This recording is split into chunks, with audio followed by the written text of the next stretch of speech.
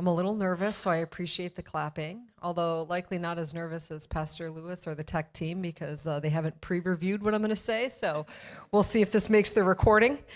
Hi, everyone. I'm Trisha, Saul, and today I wanted to share with you my experience of belonging in the context of new life. As I was preparing for this, I looked up the definition of belonging. The Cambridge Dictionary defines belonging as a feeling of being happy or comfortable as part of a particular group and having good relationship with other members of the group because they welcome you and accept you. And just reading that makes me smile. Who doesn't want to belong? Since coming here in 2019, I have learned that every great lesson has 3 points. This led to the 3 stories I will share in the next 30 minutes. Just kidding. I know I am between you guys and lunch, although I am also between you guys and your children, so it'll be a happy medium. Before I begin on point 1, I know, especially in Orange County, we are such busy people. And so as you're kind of reading and hearing about my journey, or listening to my journey rather, I get it. And so we'll start with point 1. Let's start at the beginning. We moved to Irvine in 2017 because I was accepted in a PhD program at UCI. For about a year, we watched our old church online. Then one day I was walking the dogs in the neighborhood and I saw the New Life Irvine signs up. We Googled it and found out it was a church, and we decided to attend one Sunday. After the service ended, Rick approached us. We were easily identified as newcomers because we sat in the front row and we were on time. Rick pulled out his clipboard with newcomer questions, and as we were providing him with our social security numbers and mother's maiden names, as soon as he heard PhD in UCI, he instantly walked us over to Mike Sy. We talked briefly to him and Luan, and they invited us to be part of their life group. This was literally the first week at church. I had no business adding anything to my schedule, particularly at that time. I was taking 4 classes, TAing 20 hours a week, and commuting 3 days a week to Torrance for work. But it must have been like week 2 or week 3. I showed up in sweats, covered in dog hair, and barely awake week after week. That old life group remembers. I distinctly remember one night Pastor Jeff and Helen came to life group. We had previously only attended mega churches where you see the pastor from a distance. It felt really special that they wanted to know the members of the church on a personal level. During this really busy time in my life where I felt like I was in survival mode, I never felt judged, I felt accepted. I had been in women's Bible studies before, but this was different. This felt like friendship. These were the people I'd pray with, eat lunch with, and serve the community with. I belonged. Point 2.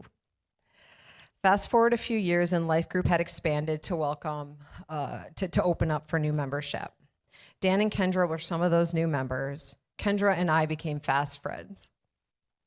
During that time, we had a number of new people join the church, and Kendra had asked me if I'd like to co-lead a group with them, and our focus would be on incorporating some of the new members. I had no business leading a life group. None. So clearly they're desperate. So you can do it too. I kid, but in all seriousness, I don't consider myself a biblical scholar, nor had I ever led a Bible study, let alone a life group. But Kendra asked me, and I said yes. When we first formed, COVID was just letting up, and we had decided it was really important that we wanted a very high commitment in-person group. I didn't realize at the time that Dan and Kendra's level of high commitment and mine were two different things, but I was along for the ride. Over the past few years, I have experienced life and community in a different way.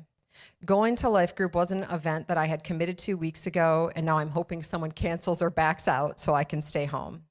It's like seeing your favorite people every Wednesday night, and you can't wait to be hugged, welcomed, and loved. It's just a group of people going through life that you can cry with, laugh with, and serve the Lord with, and even have a talent show with. This brings me to my third And final point.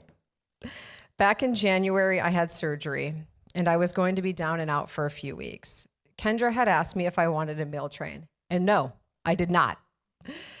I thought to myself, we can afford to buy groceries or takeout, and besides, Scott didn't have surgery, and if anybody knows us, they know Scott does the grocery shopping and the cooking. And he prefers it that way, right, babe? Yes. And we're private people anyway, so having people dropping off handouts for us at our home felt a little uncomfortable, or so I have been told. A few weeks later, Kendra asked again, and in a moment of weakness, I said yes. I learned a valuable lesson the week after surgery. It wasn't about if you have the resources to take care of yourself. It was about being vulnerable enough to let others in. To take care of you even if you don't think you needed it or wanted it. That week, I felt loved. We had so much food, we had to close the sign up. At one point, I was too nauseated to eat and asked Lily to not bring me lunch. She insisted on bringing something and brought ice cream and puzzles. Additionally, as I was recovering, my husband was out of town for a few days, and I needed to bring the trash cans to the curb. My neighbors were driving by and stopped to ask me if I needed help. This wasn't surprising, as we had come quite close with these neighbors. We had both moved in 6 months prior, and during that time, we had doggy playdates together. We had gotten packages for each other when the others were out of town.